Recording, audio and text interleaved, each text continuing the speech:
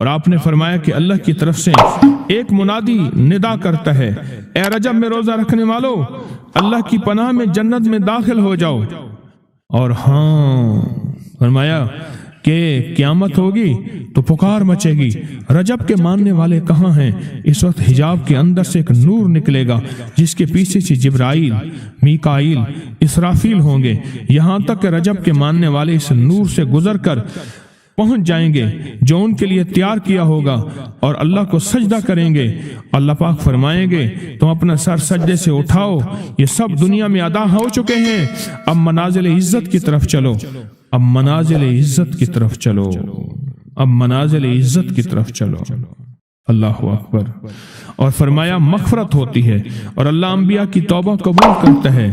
اس رجب کے ایک روزے اور ایک تھوڑی سی عبادت سے اللہ اولیاء کو دشمنوں سے چھڑاتا ہے، اور 3 چیزیں اللہ کے ذمہ ہیں: معافی، باقی عمر کی عصمت، اور تیسری یہ کہ بڑی پیشی، یعنی روز قیامت پیاس نہیں لگے گی، روز قیامت پیاس نہیں لگے گی۔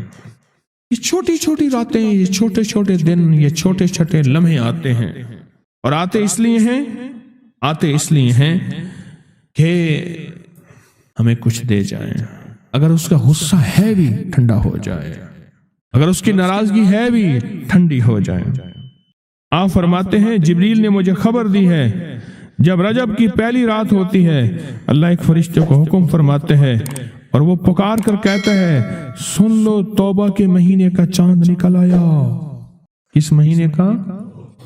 اللہ جبریل آواز دیتا ہے سن لو توبہ کے مہینے کا چاند نکل آیا، آ جاؤ اپنے لیے توبہ، امت کے لیے توبہ، اپنی نسلوں کے لیے توبہ، اپنی پچھلی نسلوں کے لیے توبہ، اپنے لیے، اپنے لمحوں، اپنی راتوں کے لیے توبہ، اپنے دن کے لیے ندامت اور توبہ۔ سن لو لوگو، جبریل کیا کہتے ہیں اور پکارتے ہیں کہ توبہ کے مہینے کا چاند نکل آیا۔ بس اس کے لیے بشارت ہے جو اس رجب کے مہینے میں استغفار کرتا ہے، اس کے لیے بشارت ہے جو رجب کے مہینے میں استغفار کرتا ہے۔ غصے کو ٹھنڈا کرنے والی یہ سعادتیں ہیں، اللہ کو ناراض کرنے سے دور کرنے والی یہ نعمتیں ہیں۔ اللہ پاک نے بعض لفظوں میں چابیاں رکھی ہیں، اور بعض لفظ، بعض بول چابیاں ہیں، چابیاں رزق کی، برکت کی، عنایت کی، عطا کی، کرم کی، فضل کی، اور بے بہا سمندر کو دینے کی بعض لفظوں میں رب نے چابیاں رکھی ہیں، اور بعض لفظ خود چابیاں ہیں۔ رزق کی چابیاں، صحت کی چابیاں، برکت کی چابیاں۔ یہ سورۃ مائدہ کی آیت نمبر 114 یہ عنایات اور عطاؤں کو عرشوں سے متوجہ کرنے کی چابی ہے۔ یہ صرف روٹی رزق کے لیے نہیں ہے، من پسند کھانے کے لیے نہیں ہے، یہ تو اس کا ایک چھوٹا سا فائدہ ہے، یہ تو اس کا ایک مختصر فائدہ ہے۔ یہ بنیادی طور پہ اس کی رحمت، عنایت اور عطا کو متوجہ کرنے کے لیے ایک حیرت انگیز تحفہ ہے، حیرت انگیز تحفہ۔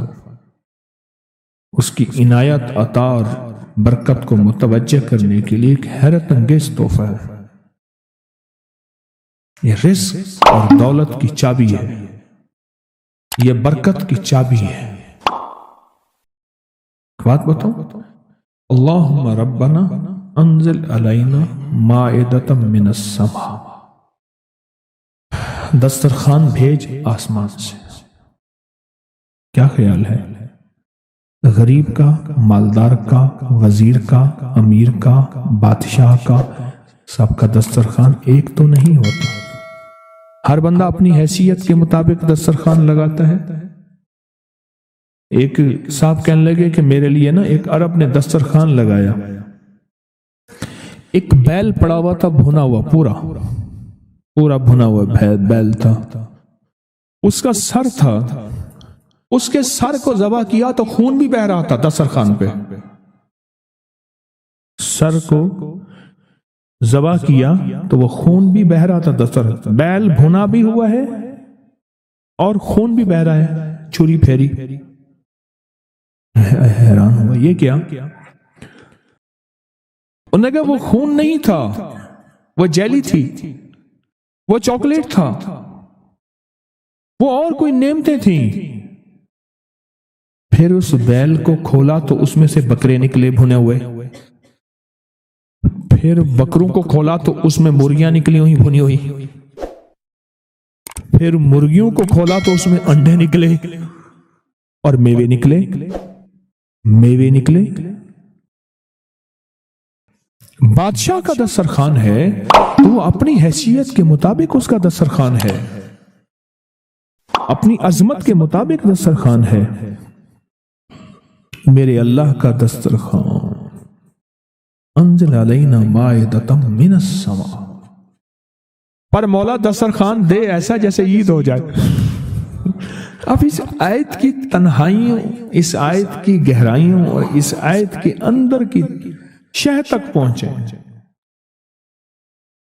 अल्लाह दस्तरखान दे, पर दे ऐसा ऐसे कि जैसे ईद कर दे। आप अल्लाह से मांगते हैं तो अल्लाह से अल्लाह के मुताबिक मांगे। मेरे रब की जितनी अजमत है, वकार है, शान शौकत है, मेरे रब की जितनी ताकत कुव्वत है, उसके मुताबिक मांगे, उसके मुताबिक मांगे। क्या ख्याल है? ये आयत असल में दस्तरखान के लिए है, और दस्तरखान से मुराद ये खाना नहीं, दस्तरखान से मुराद दोनों दस्तरखान है, रिज़्क़ रूहानी और रिज़्क़ जिस्मानी, दोनों दस्तरखान जो मेरे रब के पसंदीदा दस्तरखान है, रिज़्क़ रूहानी भी और रिज़्क़ जिस्मानी भी। हम इफ्तार के वक्त खाना मांगते हैं अल्लाह से, माल मांगते हैं, दौलत मांगते हैं। क्यों इतनी थोड़ी चीज मांगते हैं? अल्लाह से रिज़्क़ रूहानी क्यों नहीं मांगते? और जिन्होंने रिज़्क़ रूहानी मांगा था, एक अल्लाह वाले थे, उनके खलीफा थे, तो फौत हो गए तो उनके खत उठाए गए। अपने मुर्शिद को खत लिखते थे और मुर्शिद का मिजाज था उसी खत पे 2 लफ्जों में जवाब लिख के भेज देते थे, 2 लफ्जों में जवाब लिख के भेज देते थे उसी खत। फरमाते थे कि हजरत आपकी दुआओं और तवज्जुहात से, अल्लाह के फजलो करम से, अल्लाह के फजलो करम से मेरे रोजाना जो है 1.25 लाख दफा नफी असबात होता है, ला इलाहा इल्लल्लाह, 1.25 लाख दफा इल्लल्लाह होता है, 1.25 लाख दफा अल्लाह होता है, 1.25 लाख दफा अल्लाहू होता है, 70,000 दफा 1.25 लाख दफा कलमा होता है, इतने सिपारे होते हैं, इतनी 100 रकतें होती हैं, ये हैं। वो स्कूल के टीचर भी थे, वो 5 वक्त नमाज भी पढ़ाते थे, उनके बहुत सारे बच्चे भी थे, उनकी जिंदगी का ये निजाम भी था, पर उन्होंने ये सारा कुछ लिखा अपने मुर्शिद को, कहा कि खत उठा के देखें, हैरान हो जाते थे। मुझे एक बंदा नहीं, मेरे पास अब भी कई बंदे हैं कि इतने अरब दरूद पाक पढ़ा, इतने अरब, लाख नहीं, हजार नहीं, करोड़ नहीं, इतने अरब दरूद पाक पढ़ा, इतने अरब कलमा पढ़ा, इतना अरब सूरत इखलास पढ़ी और फलां पढ़ा। अरब मुझसे गलती हुई, एक दफा उनका खत आया तो मैंने रिसाला उस वक्त छप रहा था, मैंने कहा ये खत भी उसमें डाल दो, छाप दो। कई टेलीफोन तो मैंने सुने। एक फोन मुझे याद है अच्छी तरह, कोई 6, 7, 8 की बात है, 2000। उसने कहा मैं हूं अवान, और आगे से ये बन जा हटा दूं तो बन जाऊंगा हैवान, लफ्ज हटा दूं तो मैं यूं बन जाऊंगा। तुम्हें पता है तुमने ये क्या छापा है? शिर्क और बिदअत, झूठ छापते हो, धोखा देते हो। वो सच्चा था, गलती हमारी थी, बर्तन नहीं है, उस बर्तन के मुताबिक वो बर्तन छलक पड़ा। इस पे एक बात बताओ, अबू हुरैरा फरमाते हैं मेरे हुजूर ने मुझे इल्म के 2 बर्तन अता फरमाए हैं। ایک وہ ہے جن کا میں نے اظہار کر دیا، اکثر احادیث حضرت ابو ہریرہ سے ثابت بھی ہیں، یعنی راوی بھی ہیں۔ علم کا وہ برتن ہے ایک، وہ میں نے دے دیا، اور ایک علم کا ایسا برتن ہے اگر میں اس کا اظہار کر دوں، ایک روایت تو یہ ہے کہ لوگ تلوار کھینچ کے میرا سر جدا کر دیں، ایک روایت یہ ہے کہ گدی سے میری زبان کھینچ لیں۔ میں نے وہ علم کا برتن چھپا کے رکھا۔ ان کا خط تھا کہ اتنا سوالا، انہوں نے اللہ سے رزق روحانی کا دسترخوان منوا لیا تھا کہ اللہ یہ دسترخوان تیرے خزانے میں کمی نہیں ہے، یہ دسترخوان مجھے عطا فرما۔ رزق روحانی کا دسترخوان اللہ نے منوا لیا تھا، اللہ سے منوا لیا تھا، اللہ سے منوا لیا تھا۔ آپ اس آیت کے ذریعے اللہم ربنا، میں نے عرض کیا تھا جن دعاؤں سے پہلے ربنا اور اللہم آئے، جن دعاؤں سے پہلے ربنا اور اللہم آئے، ان دعاؤں کی قبولیت، محبوبیت، مقبولیت، تاثیر، کمال بہت اور دعاؤں سے بہت زیادہ آگے ہے۔ اس دعا میں اللہم آئے ربنا انزل علینا مائدۃ من السماء تکون لنا عید، مولا دسترخوان بھیج آسمان سے، مولا دسترخوان بھیج آسمان سے، دسترخوان بھیج آسمان سے، اور ایسا دسترخوان آسمان سے بھیج جو تیری شان کے مطابق ہو، پھر آپ کی نسلوں میں رزق، دولت اور صحت، برکت، اور پھر کمال سوچ نہیں سکتے کہ علم کے خزانے، روحانیت کے خزانے، ذکر، تسبیحاں، سجدے، عبادات۔ اچھا، ہمارے ہاں عبادات میں ایک وہ عبادات ہیں جو ہم کرتے ہیں اور یہ بالکل ٹھیک ہے، نفل، اشراق، چاشت، اوابین، تلاوت، تسبیحات۔ ایک لمحہ بندے پہ ایسا آتا ہے اس کی ظاہری عبادات مخفی ہو جاتی ہیں، اور یہ ہر کسی پہ نہیں آتا۔ امام مالک پہ آیا تھا کہ وہ پھر گھر میں بند ہو کے رہ گئے تھے، گھر میں بند ہو کے رہ گئے تھے، پھر جنازہ وہیں سے نکلا تھا، وہ کتنے سال گھر سے باہر نہیں نکلے۔ اس آیت کے ذریعے اللہ سے منوائیں، اور ایک دھماکہ ہوا، ساری کائنات ہل گئی، اور ایک دروازہ کھولا، اور رب نے اس دروازے میں سے ایک چیز نازل کی جو نہ کبھی تورات میں آئی، نہ انجیل میں آئی، نہ زبور میں آئی، نہ صحیفوں میں آئی، نہ کسی نبی پہ آئی، نہ کسی رسول پہ آئی، نہ کسی پیغمبر پہ آئی، اور وہ ایک چیز صرف میرے کملی والے کو ملی ہے، اور وہ صرف ایک چیز ملی ہے، صرف وہ جو میرے کملی والے کو ملی ہے، میرے حضور کو ملی ہے، وہ کسی کتاب میں، کسی صحیفے میں اس سے پہلے کبھی نہیں آئی تھی، اور اس کے بعد کبھی نہیں آئے گی، اور وہ چیز ہے بسم اللہ الرحمن الرحیم۔ اور اس کو بھی یاد رکھیے گا، فرمایا جو سارے قرآن میں ہے وہ ساری سورت فاتحہ میں ہے، جو ساری سورت فاتحہ میں ہے وہ ساری بسم اللہ میں ہے، اور جو ساری بسم اللہ میں ہے وہ بسم اللہ کی بے میں ہے، با میں، بے میں۔ اور ایک بات اور کہ اللہ الرحمن الرحیم، جو بندہ بسم اللہ پڑھتا ہے یا بسم اللہ کو لکھ کے اپنے پاس رکھتا ہے، اس میں میرے رب کے 3 نام ہیں، ایک ہے اللہ، اور ایک ہے رحمان، اور ایک ہے رحیم۔ میرا اللہ تو دنیا آخرت کی ساری کفایت کرنے والا، ولایت، کفایت، راحت، رحمت، عزت، عظمت، برکت، وقار، شان و شوکت کو تو اللہ اللہ اللہ اللہ اللہ اللہ۔ اب اللہ نے 2 جہان بنائے ہیں، ایک عالم شہود ہے، یہ جہان ہے، ایک عالم برزخ ہے، موت کے بعد کا جہان ہے۔ اس عالم شہود کے لیے میرے رب نے اپنا نام دیا ہے رحمان۔ کیا دیا؟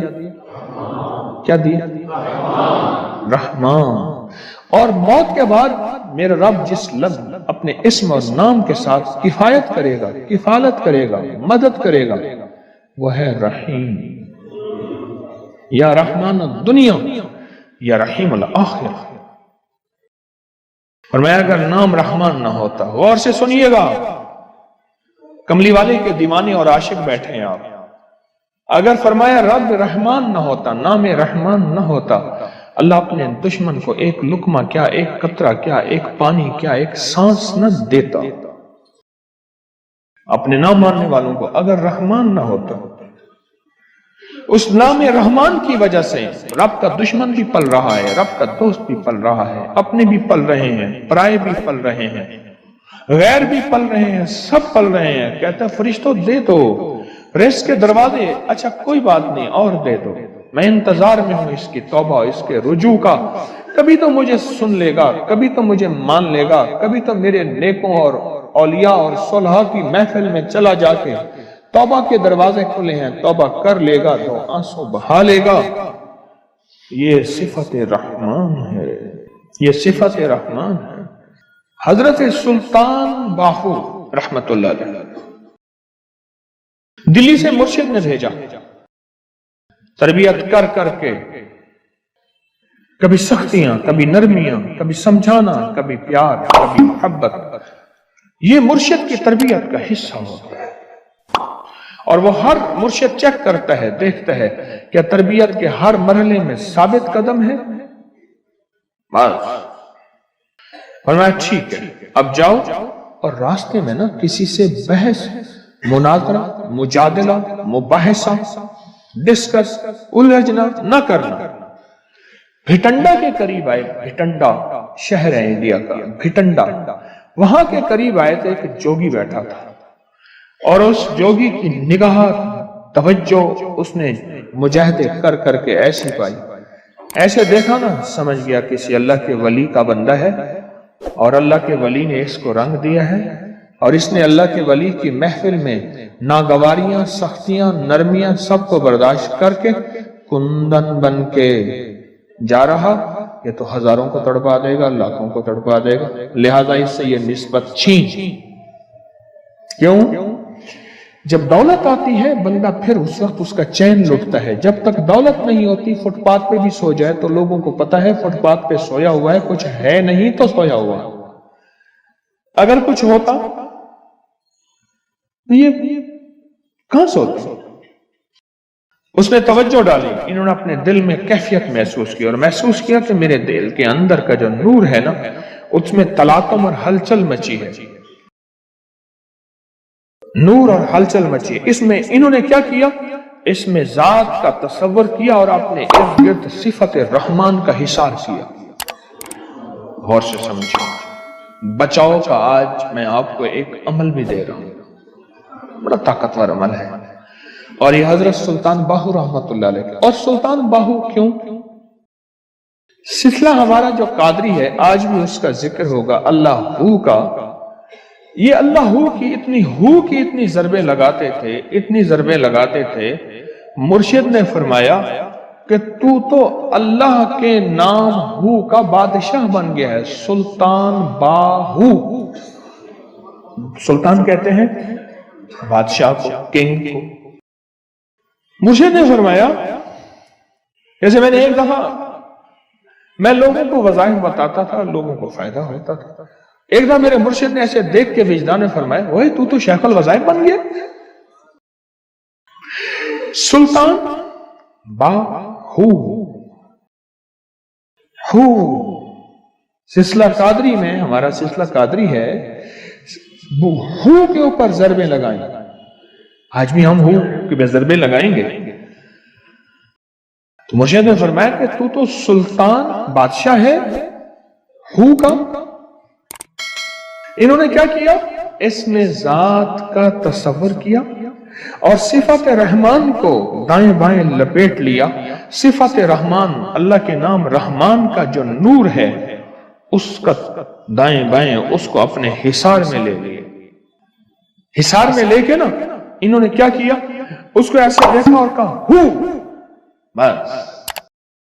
یہ اس وقت ہوتا ہے جب کسی فقیر کی محفل میں بیٹھ کے وجد اور وجدان کے ساتھ اس کا استحضار کیا جائے، اس کو بار بار پڑھا جائے، اور پھر جب اس کی قبولیت، مقبولیت، محبوبیت ملتی ہے، پھر لفظ ایک ہی ہوتا ہے، ایک ہی ہو ہوتا ہے۔